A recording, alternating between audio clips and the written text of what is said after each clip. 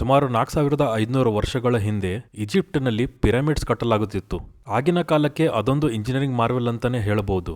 ಆದರೆ ಪ್ರಾಚೀನ ಈಜಿಪ್ಟ್ ಅನ್ನು ಆಳುತ್ತಿದ್ದ ಈಜಿಪ್ಷಿಯನ್ ಫೆರೋ, ಅಂದರೆ ಈಜಿಪ್ಟ್ ಅನ್ನು ಆಳುತ್ತಿದ್ದ ರಾಜನ ಕನಸು ಬೇರೆನೇ ಇತ್ತು.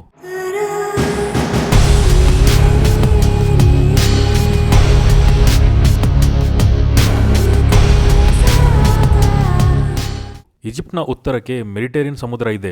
ಯುರೋಪ್ ಮತ್ತು ಆಫ್ರಿಕಾ ಖಂಡಗಳ ನಡುವೆ ಇರುವ ಮೆಡಿಟೇರಿಯನ್ ಸಮುದ್ರ ಅಟ್ಲಾಂಟಿಕ್ ಮಹಾಸಾಗರಕ್ಕೆ ಸಂಪರ್ಕ ಹೊಂದಿದೆ. ಹಾಗೆ ಈಜಿಪ್ಟ್ನ ದಕ್ಷಿಣಕ್ಕೆ ಕೆಂಪು ಸಮುದ್ರ ಇದೆ. ಈ ಎರಡು ಸಮುದ್ರದ ಮಧ್ಯೆ ಸುಮಾರು 195 ಕಿಲೋಮೀಟರ್ ಅಗಲ ಭೂಮಿ ಅಡ್ಡವಾಗಿತ್ತು.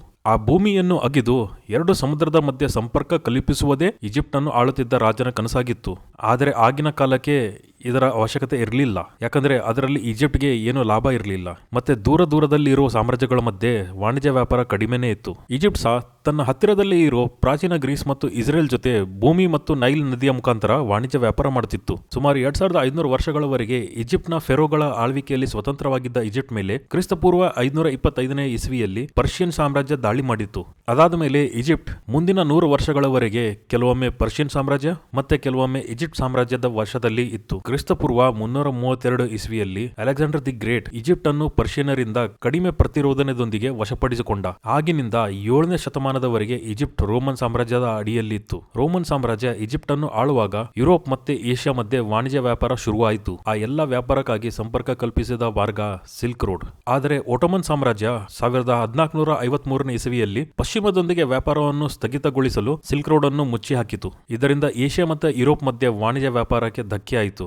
ಏಷ್ಯಾದ ವಾಣಿಜ್ಯ ವ್ಯಾಪಾರದ ಮೇಲೆ ಒಟೋಮನ್ ಸಾಮ್ರಾಜ್ಯದ ಹಿಡಿತ ಹೆಚ್ಚಾಯಿತು. ಭಾರತ ಮತ್ತು ಚೀನಾ ಜೊತೆ ಇರುವ ಪಶ್ಚಿಮದ ಸಂಪರ್ಕವನ್ನು ಒಟೋಮನ್ ಸಾಮ್ರಾಜ್ಯ ಮುಚ್ಚಿ ಹಾಕಿತು. ಇದೇ ಕಾರಣದಿಂದಾಗಿ ಯುರೋಪಿಯನ್ ದೇಶಗಳಾದ ಇಂಗ್ಲೆಂಡ್, ಫ್ರಾನ್ಸ್ ಮತ್ತೆ ಪೋರ್ಚುಗಲ್ ಭಾರತಕ್ಕೆ ಸಮುದ್ರದ ಮೂಲಕವಾಗಿ ಬರೋ ಪ್ರಯತ್ನ ಪ್ರಾರಂಭಿಸಿದವು. ಕೊನೆಗೆ ವಾಸ್ಕೋ ಡಿ ಗಾಮಾ ಅವರು ಪೋರ್ಚುಗಲ್ನ ಲಿಸ್ಬಾನ್ನಿಂದ ಹಡಗಿನಿಂದ ಪ್ರಯಾಣ ಮಾಡಿ 2 ವರ್ಷಗಳ ನಂತರ 20ನೇ ಮೇ 1498ರಲ್ಲಿ ಭಾರತದ ಪಶ್ಚಿಮ ಸಮುದ್ರದ ತೀರದಲ್ಲಿರೋ ಕೇರಳದ ಕ್ಯಾಲಿಕಟ್ಗೆ ಬಂದರು.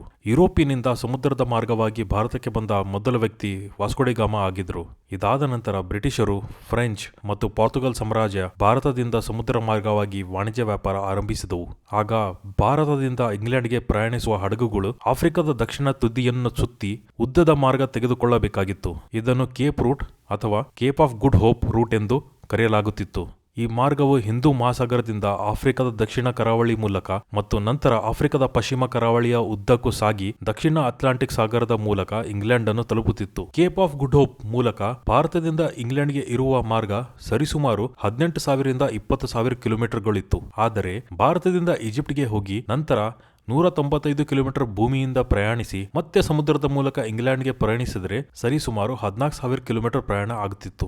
ಆದರೆ ಹಡಗಿನಿಂದ ಗೂಡ್ಸ್ ಇಳಿಸುವುದು ಮತ್ತೆ ಲೋಡ್ ಮಾಡುವುದು ಒಂದು ಸವಾಲಾಗಿತ್ತು. ಅದಕ್ಕಾಗಿಯೇ ಮೆಡಿಟೇರಿಯನ್ ಸಮುದ್ರ ಮತ್ತು ಕೆಂಪು ಸಮುದ್ರ ಮಧ್ಯೆ ಇರುವ ಸುಮಾರು 195 ಕಿಲೋಮೀಟರ್ ಅಗಲ ಭೂಮಿಯನ್ನು ಅಗಿದು 2 ಸಮುದ್ರಗಳ ಮಧ್ಯೆ ಸಂಪರ್ಕ ಕಲ್ಪಿಸುವ ಅವಶ್ಯಕತೆ ಇತ್ತು. ಈ ಅವಶ್ಯಕತೆಯನ್ನು ಪೂರೈಸಿದ ವ್ಯಕ್ತಿಯೇ ಫ್ರೆಂಚ್ ರಾಜತಾಂತ್ರಿಕ ಮತ್ತೆ ಇಂಜಿನಿಯರ್ ಆದ ಫರ್ಡಿನಾಂಡ್ ಡೆ ಲೆಸೆಪ್ಸ್ ಅವರಿಗೆ ಆ ಸಮಯದಲ್ಲಿ ಈಜಿಪ್ಟ್ನ ಒಟೋಮನ್ ವೈಸ್ರಾಯ್ ಆಗಿದ್ದ ಈಜಿಪ್ಟಿನ ಆಡಳಿತಗಾರ ಸೈಯದ್ ಪಾಷಾ ಅವರು ಸೂಯೆಜ್ ಕಾಲುವೆಯನ್ನು ನಿರ್ಮಿಸಲು ಅನುಮತಿ ನೀಡಿದರು. ಸೂಯೆಜ್ ಕೆನಾಲ್ ಕಂಪನಿಯನ್ನು ರೂಪಿಸಲು ಮತ್ತೆ ಕಾಲುವೆಯ ನಿರ್ಮಾಣದ ಮೇಲ್ವಿಚಾರಣೆಗಾಗಿ ಫರ್ಡಿನಾಂಡ್ ಡೆ ಲೆಸೆಪ್ಸ್ ಅವರಿಗೆ ರಿಯಾಯಿತಿಯನ್ನು ಪಾಷಾ ನೀಡಿದರು.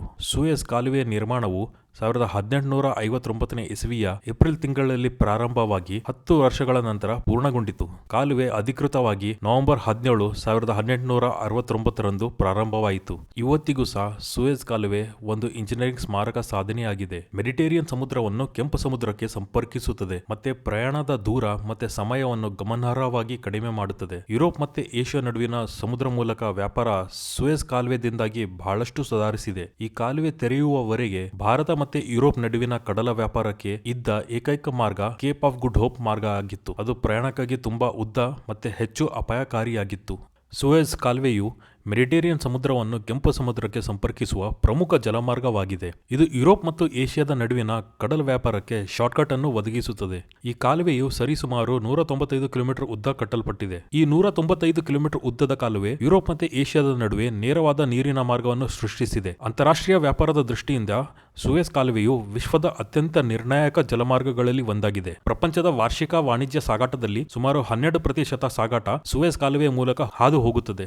ಮಿಡ್ಲ್ ಈಸ್ಟ್ನಿಂದ ಯುರೋಪ್ ಮತ್ತೆ ಉತ್ತರ ಅಮೆರಿಕಕ್ಕೆ ತೈಲ ಸಾಗಾಟನೆ ಮಾಡುವಲ್ಲಿ ಈ ಕಾಲುವೆ ತುಂಬಾ ಪ್ರಮುಖ ಪಾತ್ರ ವಹಿಸುತ್ತದೆ. ಪ್ರಪಂಚದಲ್ಲಿ ಆಗೋ ತೈಲ ಸಾಗಾಟನೆಗೆ ಈ ಕಾಲುವೆ ಪಾತ್ರ ತುಂಬಾ ಪ್ರಮುಖವಾಗಿದೆ.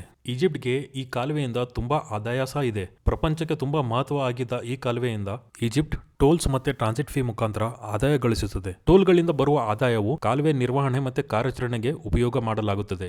ಸುಯೆಜ್ ಕಾಲುವೆಯು 2 ಪಥದ ಜಲಮಾರ್ಗವಾಗಿ ಕಾರ್ಯನಿರ್ವಹಿಸುತ್ತದೆ. ಇದು ಹಡಗುಗಳು ಏಕಕಾಲದಲ್ಲಿ 2 ದಿಕ್ಕುಗಳಲ್ಲಿ ಸಾಗಲು ಅನುವು ಮಾಡಿಕೊಡುತ್ತದೆ. ಕಾಲುವೆಯಿಂದ ಹಾದು ಹೋಗುವ ಹಡಗುಗಳ ಗಾತ್ರ, ವಿಸ್ತಾರ ಮತ್ತೆ ವೇಗದ ಮೇಲೆ ಕೆಲವು ರೂಲ್ಸ್ಗಳು ಇದೆ. ಸುಯೆಜ್ ಕೆನಾಲ್ ಅಥಾರಿಟಿ ಇದರ ನಿರ್ವಹಣೆ ಮಾಡುತ್ತದೆ. ಇತ್ತೀಚೆಗೆ 2021 ಇಸವಿಯಲ್ಲಿ ಎವರ್ ಗಿವನ್ ಅನ್ನೋ ಒಂದು ಕಂಟೈನರ್ ಶಿಪ್ ಇಲ್ಲಿ ಗ್ರೌಂಡಿಂಗ್ ಆಗಿಬಿಟ್ಟು ಸುಮಾರು 6 ದಿನಗಳವರೆಗೆ ಈ ಕಾಲುವೆ ಬ್ಲಾಕ್ ಆಗಿಬಿಟ್ಟಿತ್ತು. ಇದು ಜಾಗತಿಕ ವ್ಯಾಪಾರಕ್ಕೆ ತುಂಬಾ ಅಡ್ಡಿ ಉಂಟು ಮಾಡಿತು. ಸುಯೆಜ್ ಕಾಲುವೆಯು ದಿನದ 24 ಗಂಟೆಗಳು, ವರ್ಷದ 365 ದಿನಗಳು ಕಾರ್ಯನಿರ್ವಹಿಸುತ್ತದೆ. ಈಜಿಪ್ಟಿನ ಸುಯೆಜ್ ಕೆನಾಲ್ ಬಗ್ಗೆ ಈ ವಿಡಿಯೋ ನಿಮಗೆ ಇಷ್ಟವಾದಲ್ಲಿ ಇದನ್ನು ಲೈಕ್ ಮತ್ತೆ ಶೇರ್ ಮಾಡಿ. ಮತ್ತೆ ಈ ಲೋಕ ಚಾನಲ್ ಅನ್ನು ಸಬ್ಸ್ಕ್ರೈಬ್ ಮಾಡೋದು ಮರಿಬೇಡಿ.